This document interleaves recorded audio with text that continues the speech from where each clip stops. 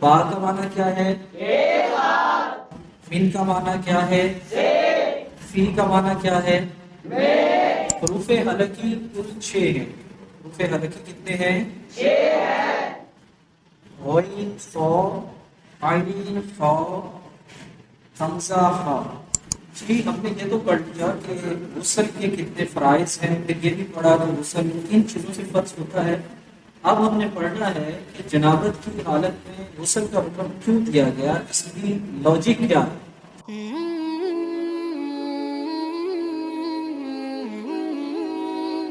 اکثر دیکھا ہوگا کہ پریس کلب میں زیادہ تر پریس کانفرنس ہوتی ہیں، کوئی ایونٹس آئے 14 اگست ہو، کوئی ایسا ایونٹ آئے تو اس کو بہت زیادہ سیلیبریٹ کیا جاتا ہے. لیکن وہاڑی کی تاریخ میں پہلی دفعہ ترجمۃ القرآن ورکشاپ کا اہتمام کیا گیا ہے، جو کہ وہاڑی کی تاریخ میں پہلی بار دیکھا گیا ہے، پریس کلب میں ہو رہا ہے. میرے ساتھ موجود ہیں ڈاکٹر پروفیسر بلال صاحب. آئیے ان سے جانتے ہیں اس بارے میں یہ کیا کہتے ہیں. السلام علیکم سر. وعلیکم السلام ورحمۃ اللہ. ڈاکٹر صاحب یہ بتائیے گا کہ اس ترجمۃ القرآن ورکشاپ کا کیا مقصد ہے؟ ہم دنیا کے سارے معاملات سیکھتے ہیں، نہیں سیکھتے تو دین نہیں سیکھتے. آج والدین اپنی اولاد کو ڈاکٹر، انجینئر، پروفیسر بنانے پر لاکھوں نہیں بلکہ کروڑوں روپیہ خرچ کرتے ہیں، لیکن ایک اچھا مسلمان اور اچھے کریکٹر والا مسلمان بنانے کے لیے ہم کتنا خرچ کرتے ہیں، شاید اس کا ہمارے پاس جواب نو میں ہے.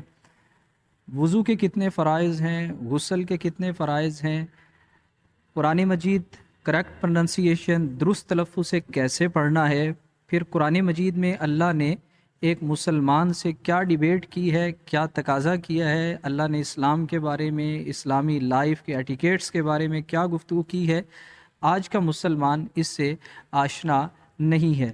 56-57 اسلامی ملک جس زبوحالی، جس پستی کا آج شکار ہیں، تاریخ عالم میں اس کی پہلے کوئی مثال نہیں ملتی. غزہ کے ساحل سے لے کر کشمیر کے اندر ڈھل جھیل کے کنارے تک جس ظلم اور بربریت کا تماشا آج امت دیکھ رہی ہے، اس سے قبل اس کی مثال نہیں ملتی. قرآن مجید کے اندر اللہ رب العزت نے انسانی زندگی کے تمام مسائل کا حل بتایا ہے. ایون کہ جو پہلی وحی ہے اس کی دوسری آیت ہے جس میں اللہ نے فرمایا خلق الانسان من علق. تو علق کیا ہے؟ بایو سے ریلیٹڈ ہے. اسی طرح سورہ مومنون کی آیت نمبر 11 اور 12 جس میں اللہ رب العزت نے انسان کی برت کے مراحل کو بیان کیا کہ سب سے پہلے وہ نطفہ ہوتا ہے، ثم من علقہ، پھر 40 دن کے بعد جو ہے پھر وہ علقہ بنتا ہے یعنی خون کا لوتھڑا، پھر پروسیس ہوتا ہے، پھر مدغہ بنتا ہے، پھر اللہ فرماتا ہے میں اس پر ہڈیاں چڑھاتا ہوں، پھر ہڈیوں پر گوشت چڑھا دیتا ہوں. اب یورپین یونیورسٹیز میں باقاعدہ قرآن مجید پر ریسرچ ہو رہی ہے، یعنی قرآن مجید میں سائنٹیفک علوم کے بارے میں جو باتیں ہوئی ہیں آج ویسٹ کے لوگ اس پر ریسرچ کر کے کہاں تک پہنچ گئے. لیکن انفارچونیٹلی بدقسمتی سے مسلمانوں نے آج تک قرآن مجید کو صرف مرنے تک محدود رکھا ہے کہ جب کوئی مرے گا تب ہی سورہ یاسین پڑھیں گے، یا رسموں تک قرآن کو محدود رکھا ہے، یا جب کوئی مشکل آئے تو تعویذ بنانے کے لیے قرآن رکھا ہے. یہ ساری برکتیں قرآن کے دامن سے ہے، لیکن قرآن کے نزول کا مقصد یہ نہیں تھا.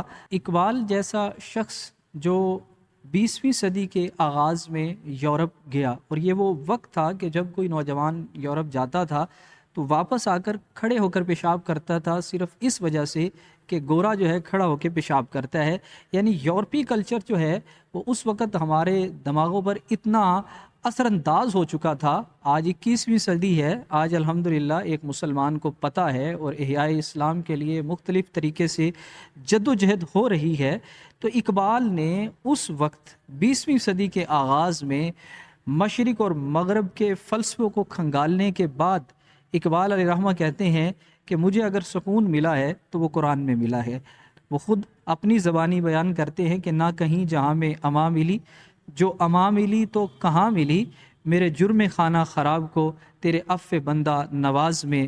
اور اقبال نے ذبو حالی کا زوال کا سبب بھی اسی وقت بتایا کہ وہ معزز تھے زمانے میں مسلمان ہو کر، اور تم خوار ہوئے تاریک قرآن ہو کر. ڈاکٹر صاحب یہ بتائیے گا کہ اس کا کیا دورانیہ ہے اور یہ کتنے دنوں کا کورس ہے؟ جی اس میں ٹوٹل 10 کلاسز ہیں. اور جو بندہ 10 کلاسز اٹینڈ کر لے گا تو جہاں وہ قرآن مجید کو کریکٹ پرننسیشن یعنی درست تلفظ سے پڑھنے میں کامیاب ہو جائے گا، تو اس کے ساتھ ساتھ جو دین کے بنیادی مسائل ہیں جن کا سیکھنا ایک مسلمان پر فرض ہے، وہ اس سے بھی آشنا ہو جائے گا۔ اور اس کے ساتھ ساتھ اس ورکشاپ کا جو تیسرا اور اہم پارٹ ہے وہ یہ ہے کہ ہم قرآن کو قرآن کی زبان میں سمجھنے میں کامیاب ہو جائیں۔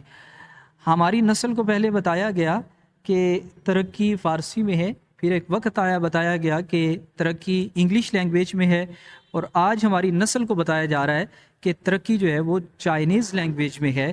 کاش کہ ایسا ہو جائے کہ آج ہم اس بات کو سمجھ جائیں کہ ترقی صرف اور صرف اللہ کے قرآن میں ہے، اللہ کے نظام میں ہے۔ تو اب آپ کے ذہن میں سوال پیدا ہوگا کہ یعنی 10 کلاسز 10 گھنٹے بنتے ہیں، اس میں ترجمے کا پورشن صرف 5 گھنٹے کا ہے، تو 5 گھنٹے میں تو ہم قرآن مجید کی تلاوت ختم نہیں کر سکتے، تو ترجمہ کیسے سیکھیں گے؟ تو دیکھیے قرآن مجید کے ٹوٹل الفاظ جو ہیں وہ 77,500 کے راؤنڈ باؤنڈ ہے۔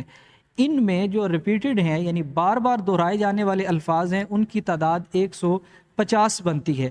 اب جو بندہ قرآن مجید کے 150 الفاظ کے معنی یاد کر لے گا تو اس کا مطلب یہ ہے کہ اس نے 60% ترجمہ سیکھ لیا۔ تو یہ 60% تھوڑا نہیں ہے۔ اسی طرح اس ورکشاپ کا دوسرا سیشن ہے جو ٹرانسلیشن آف ہولی قرآن کا ہے، وہ ہے قرآن مجید میں استعمال ہونے والے وہ الفاظ جو ہم اپنی اردو لینگویج میں بار بار استعمال کرتے ہیں، جیسے صبر ہے، شکر ہے، سماعت ہے، روح ہے۔ اب یہ جو قرآن مجید کے اندر الفاظ ہے، ان کی تعداد جو ہے وہ 10,000 کے قریب ہے۔ تو یہ 2 سے 3 گھنٹوں کے اندر جو ہے ہم اس پورے پورشن کو جو ہے کور کروانے کی کوشش کرتے ہیں۔ میکسیمم جو ہے جو بندہ 5 کلاسز اٹینڈ کر لیتے ہیں، یعنی اس کا مطلب ہے کہ 5 گھنٹے ٹرانسلیشن آف ہولی قرآن کے اس سیشن کو دے دیتا ہے، تو اس کا مطلب یہ ہے کہ وہ 80% جو ہے وہ ترجمہ کرنے میں کامیاب ہو جائے گا۔ یہی وجہ ہے کہ الحمدللہ دوستوں کا ذوق بڑھ رہا ہے اور مختلف شعبہ زندگی سے تعلق رکھنے والے احباب جو ہے جوگ در جوگ جو ہے اس ورکشاپ میں شرکت کر رہے ہیں۔